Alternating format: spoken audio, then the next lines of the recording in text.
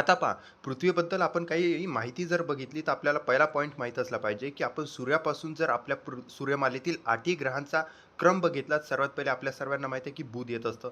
मग शुक्र, पृथ्वी, मंगळ, गुरु, शनी, युरेनस आणि नेपच्यून असा हा काहीसा क्रम आहे. अर्थातच आपली पृथ्वी जी आहे सूर्यापासून 3ऱ्या क्रमांकावर आहे. त्यानंतर आपल्याला हेही माहीत असलं पाहिजे, की या 8ही ग्रहापैकी सर्वाधिक जे घनता असलेला ग्रह जो आहे, तो आपला पृथ्वी आहे.